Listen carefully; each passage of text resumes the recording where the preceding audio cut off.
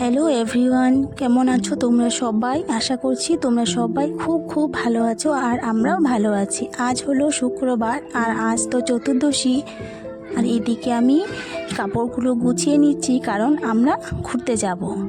আর আমার সাথে ব্লগটাতে থাকার অনুরোধ রইল। তোমাদেরকে বলছি তোমরা নো স্কিপ করে ব্লগটা দেখো, আশা করছি ভালো লাগবে। দেখো আমি ব্যাগপত্র সব গুছিয়ে নিচ্ছি আর এই কাপড়গুলো গুছানোর জন্য গুড়িয়া গুনগুন পাগল করে দিচ্ছে আমাকে কখন থেকে। ট্রাইপডটাও ব্যাগে ঢুকিয়ে নিয়েছি, না হলে ভুলে যাব। আর ক্যামেরা করে দিচ্ছে গুড়িয়া আর গুনগুন, দুজনে মিলেই করছে। এইদিকে আমি না কাপড় চোপড় সব গুছিয়ে ব্যাগে ঠাকুর ঘরে চলে আসলাম। 8টা 3 পরে তো চতুর্দশী লাগবে, তাই আমরা সবাই আজকে জল ঢালবো। গোছগাছ করে নিচ্ছি সব। এই যে আমার সাথে 2 মেয়েও চলে এসছে, ওরাও শিখে আমি কি করি না করি সবটাই ওরা শিখতে চায়। এদিকে আমি সব গুছিয়ে নিচ্ছি। সন্ধে দেওয়া হয়ে গেছে, প্রার্থনাও হয়ে গেছে আমাদের ঠাকুরের। তারপরে আমি এসছি ঠাকুরের কাজ করতে।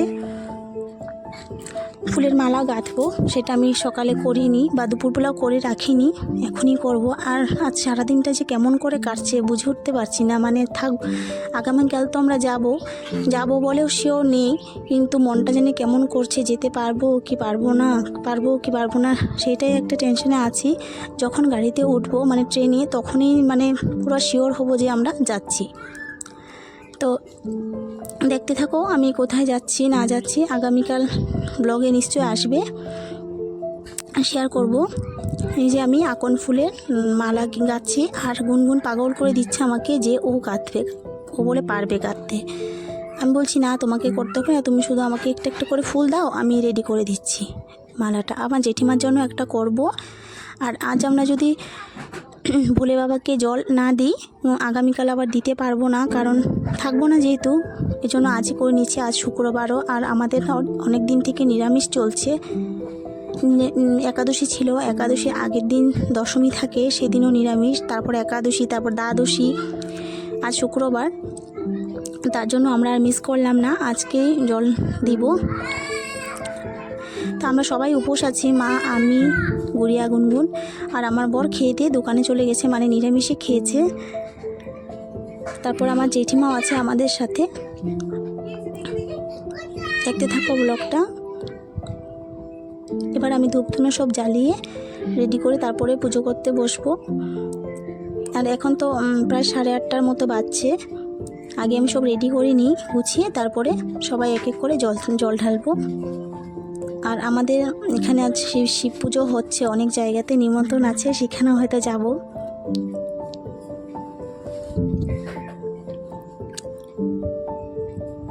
এই যে গুনগুন আরতি করছে, মানে ও সব কিছু নিজেই করতে চায়, কিন্তু আমি দিই না করতে। আমি বলছি তুমি বসে বসে দেখো, পরবর্তীতে তুমিই করবে সব কিছু, আমি তোমাকে দেবো না, হলে তো ও মানবে না, ও করতে চাইবে নিজে। এদিকে মা প্রথমে দিয়ে দিচ্ছে, আমি মাকে বলেছি তুমি আগে দাও, না মা বলে কি তুমি আগে দাও, না তুমি আগে দাও, তুমি বড়। আর মাকে বলেছি তুমি মালাটা পরিয়ে দাও।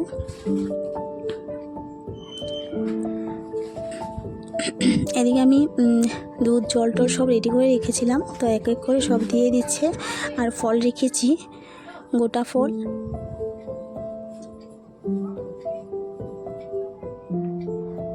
এইভাবে না সবাই মিলে করলে বেশ ভালোই লাগে, একা একা করতে ভালো লাগে না। আর আমি কিছু একটা করলে অবশ্য আমরা একমত হয়ে কাজটা করি, এজন্য আমাদের আরও বেশি ভালো লাগে। আমাদের গুড়িয়া আবার খুব সুন্দর করে শাক বাজাতে পারে, এটা মা হয়ে বলে বলতে নেই, কিন্তু পারে। তোমাদেরকে দেখালাম। আবার গুনগুন পারে, ও একটু কম পারে যেহেতু, ও দিদিয়া একটু ভালো পারে।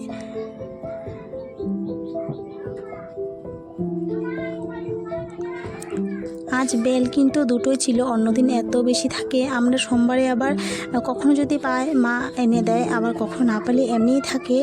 আর সোমবারে তো এমনিতেও আমরা জল দিয়েই থাকি, কারণ আমাদের বাড়িতে আছে, ঠাকুর ঘরে তো দেখেছোই তোমরা, আমরা শিব রেখেছি। এক বোনে আরতি করছে আর এক বোনে শাক বাজাচ্ছে। এবার গুড়িয়াও দিচ্ছে।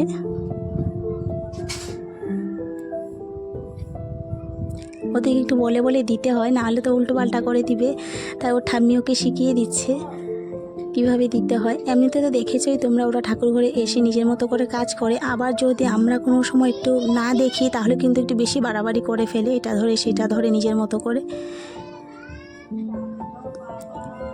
কিন্তু এটা ভাল লাগে দেখে আমার, যে ওরা যে এখন থেকে খুব আগ্রহী করতে চায়, আর আমাদের মতো ওরা উপোস করে আছে।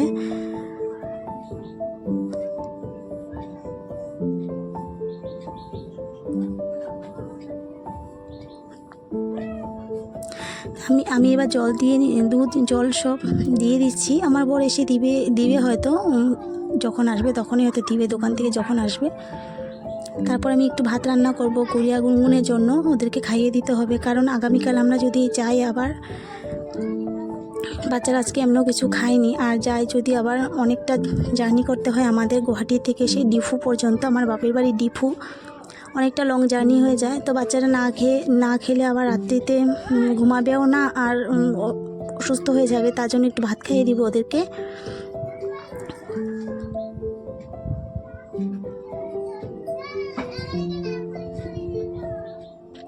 আমার ভিডিওটা যদি ভালো লাগে একটা লাইক দিয়ে দিও, আর একটু যদি ভালো লাগে একটা কমেন্ট করে জানিও মতামত। আর একটু যদি ভালো লাগে চ্যানেলটাকে সাবস্ক্রাইব করে দিয়ে আমার ছোট্ট পরিবারে চলে এসো, আমাকে একটু সাপোর্ট করো। অনেক দিন আমি ভিডিও দিতে পারিনি, কারণ পরীক্ষা ছিল বাচ্চাদের। সেই পরীক্ষার প্রেশারে দুটো মেয়েকে একসাথে পড়াতে হয়, অনেকটা পড়ার চাপ, তোমরা বুঝতেই তো পারো। আর যেহেতু ফাইনাল পরীক্ষা, আর ওরা তো পড়াশোনা আমার কাছেই করে, একটু যদি পড়াতে পিছিয়ে যায় তাহলে মানে অনেকটা চাপের হয়ে যাবে আমার জন্য। আমি চাই না যে আমার মেয়েদের পড়াশোনার উপরে কোনোভাবে কোনো হাম্পার পড়ুক, সেটা আমি চাই না। তার জন্যই আমি ভিডিও বন্ধ রেখেছিলাম, যে আমার কাজটা পরে আগে আমি মেয়েদের দিকটাই দেখি। আজকে ব্লগটা এখানেই, টাটা, দেখা হবে আরেকদিন নতুন আরেকটি ব্লগের সাথে।